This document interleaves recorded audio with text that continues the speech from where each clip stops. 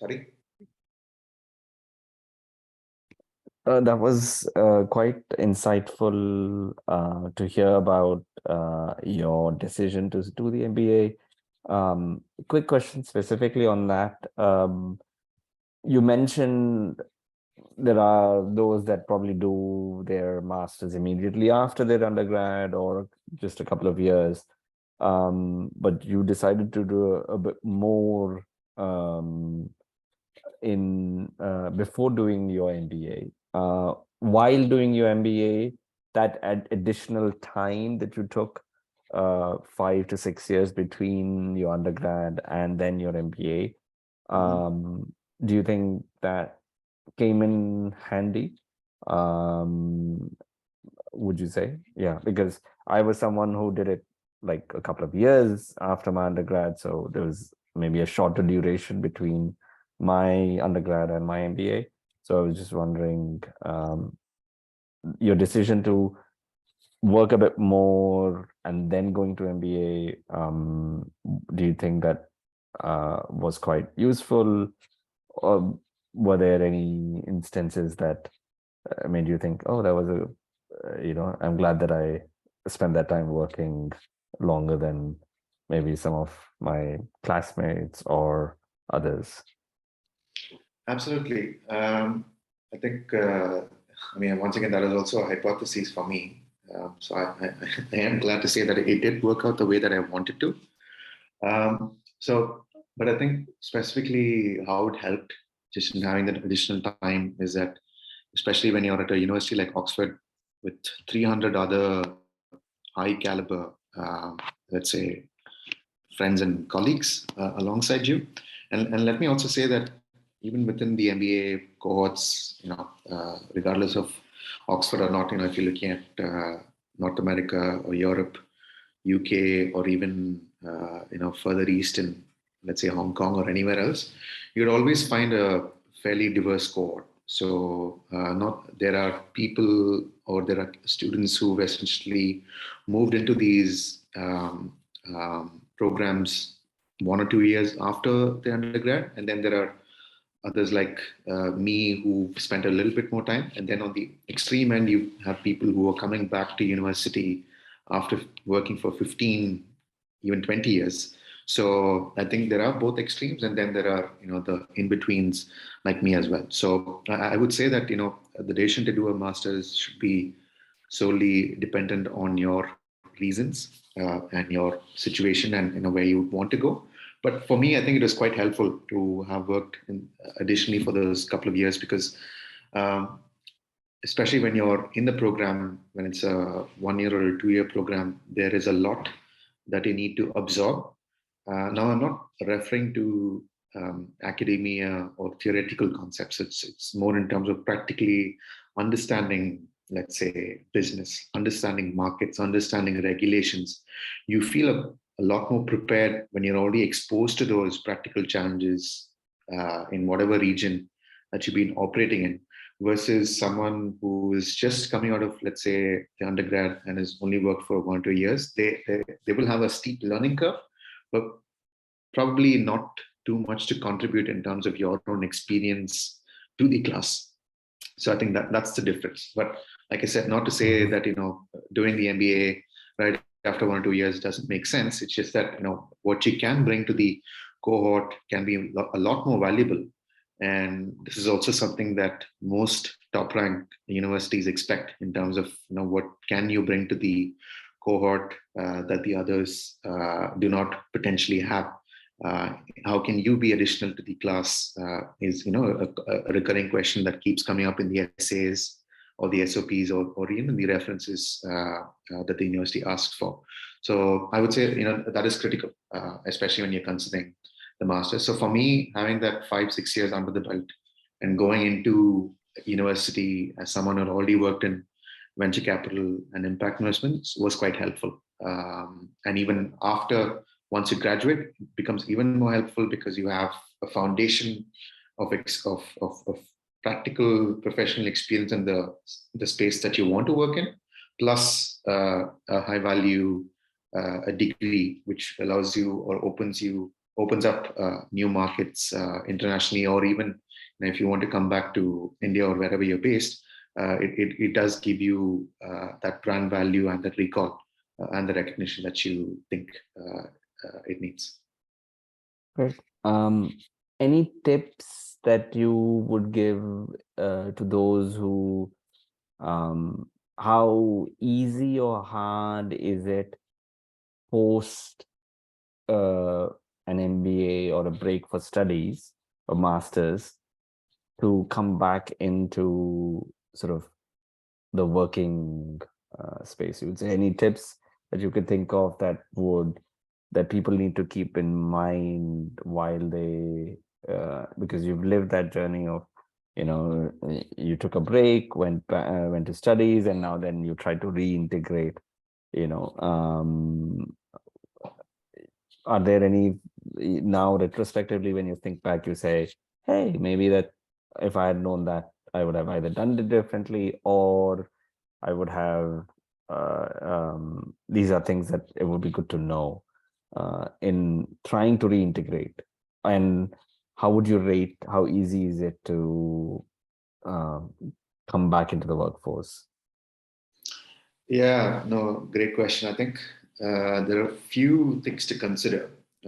If you're someone like me who's at the time of entering university had already worked, let's say, with an impact for a couple of years, then post graduation with the masters, I would say the there is an increased level of, let's say, competition, if that's the right word, especially if you're looking to work internationally, or even if you want to come back to India and work.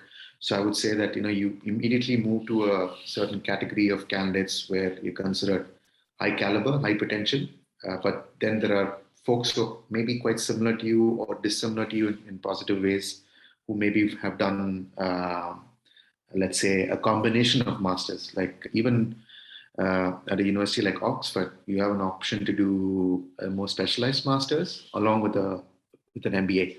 So, and especially if you're looking to work in a space like impact or impact investing, the candidates with the most specialized, or let's say a more broader set of toolkits, tend to do slightly better. So reintegration, I would say, is not immediately easy, because even in terms of hiring talent, it's not a very structured process, particularly within the impact space. So it's not like the big four consulting firms or larger, let's say, investment firms. So I would say, I think my top piece of advice, if I can even call it, is networking like crazy, and really putting your story out there. And something that I did, which was extremely helpful for me, is I mean, we all have resumes and curriculum, CVs, and all of that. I would say that avoid using that, because I think what really matters in this particular space is your story. So you really need to shine in terms of sharing your context, your motivations, your ambitions, and essentially back that up in terms of what you've done in terms of experience, or practical things that you did during university to back that up. So something that I did, and maybe a lot more are doing today, and this is quite new, even 6 years back, is I created a pitch deck for myself, because I thought, hey, we're working with entrepreneurs. You see 100 pitch decks every year. They're all trying to, essentially, they're raising investment, or rather they're pitching their companies. Now I'm looking to get back into the space myself. So why shouldn't I, or why can't I put my story out there in terms of the pitch? So essentially, this was just a 6-7 pager, nicely made, let's say, PowerPoint, or you can even use Canva. But I think the important thing is to share yourself as a personality, rather than listing down your what you did in that particular job as a job description. So avoid job descriptions. Share more stories. Share more in terms of what made you do what you did, or certain decision that you took. So that makes it much more interesting for companies who are looking for candidates, and for companies, I would say they are spoiled for choice. As I said, particularly today, the impact sector is getting so much attention. Many, let's say, professionals who worked in investment banking, or let's say larger consulting firms, are looking to make a switch because everybody is looking for more meaningful work, more purpose-driven work. So then what that means is the pool of candidates for a company is much more broader. So how can you differentiate yourself as someone who's already worked in impact for, let's say, several years, or even if you're looking to move into impact, how can you bring your motivations, your drive, while using your existing experience as an asset? So that's something that I would say, just in terms of networking with people, putting yourself out there, and not just in terms of cold calling or emails, and of course do that within the cultural context of where you're based, because not everyone appreciates that. But you can essentially reach out to people, ask them how we can support them, or share some ideas in terms of how they should do. So if you want to work for a company or a startup, then you essentially understand what the company is doing, and you essentially exchange some ideas. Or if you want to move into investments or consulting, then that means in terms of sharing ideas in terms of what kind of companies or sectors to look at. So I would say come with an attitude of giving, and just hope that you would get back something in return at the end of all of that effort. So it is an organic process, but quite fulfilling, because the other advantage is you meet a lot of interesting people along the way.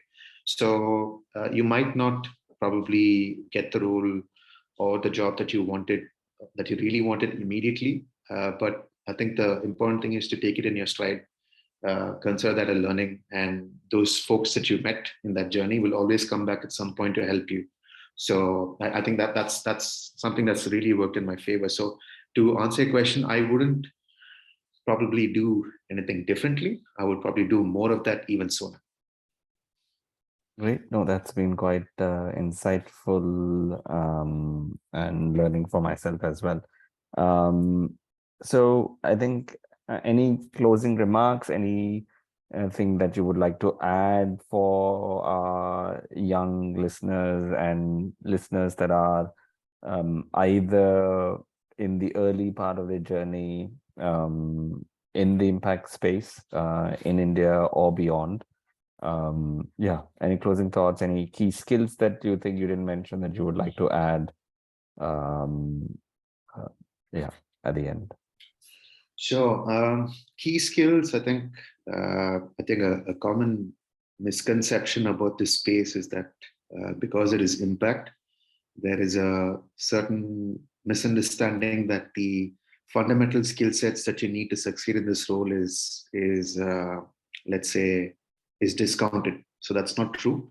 So as I said, if you're looking to move into investments, you must know fundamentals of financial modeling, business plans, business models. So all of those things are required. So if you feel that you don't know them, or don't have a grasp in terms of how it works, do spend the time to actually learn them. And there are many free resources available online. You can also reach out to someone who's already working in this space, and they can probably share some templates or resources with you. But but really, I think the fundamentals need to be in place. So that's something that I would like to share.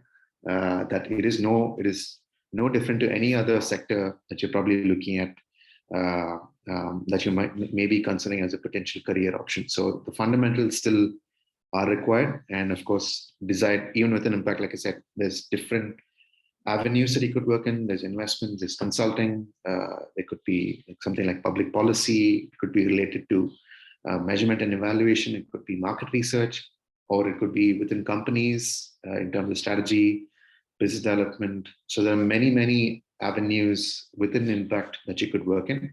So once you decide where you want to work in, understand which skills are, let's say, fundamentally required.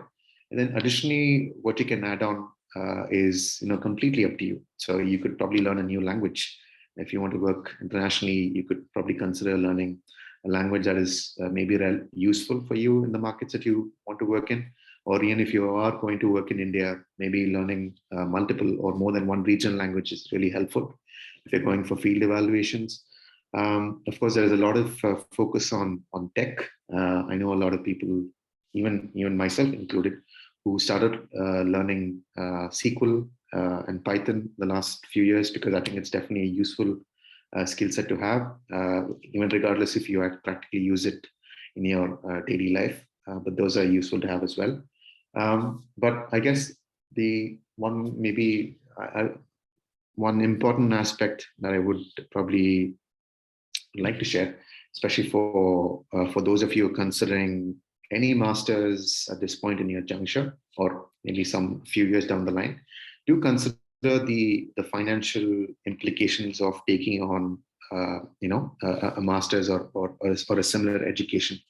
The reason why I'm saying that is I've seen many candidates who are well qualified, have the right intentions in place. They get the admissions, but when it comes to actually meeting the financial obligation of a master's degree, they usually haven't spent enough time preparing for that. Now, especially in India, you obviously have multiple windows. You have domestic banks which provide education loans or other kinds of loans. Some have financed completely from their families. Others, like me, have taken a bit offbeat paths like crowdfunding. So really decide in terms of how much you're willing to spend for your own education, because end of the day, if you don't get a scholarship or if you don't get some form of financial aid from your university or otherwise, then that sits on you afterwards to kind of make sure that you keep those obligations going as well. And that, of course, has an immediate effect on the kind of choices that you make post-graduation as well. So do consider that carefully. And given that right now the global scenario is quite uncertain, you could argue that it is a good time to go into university, but do consider the financial implications and what that means for you and your family, if you have one already, in terms of undertaking that, both in terms of time and resources. I think that's probably what I would want to conclude on. Great. Thanks, Jayanth, for sharing your journey and quite insightful and in-depth sort of information on how you went about taking certain decisions. And thank you for your time today. Thank you for listening to our Path-Breaking podcast today. Hope it was insightful. Don't forget to follow us on LinkedIn and subscribe to our weekly job compilation that gives information on job opportunities in the social sector, especially for freshers. Thank you and have a great day. Cheers.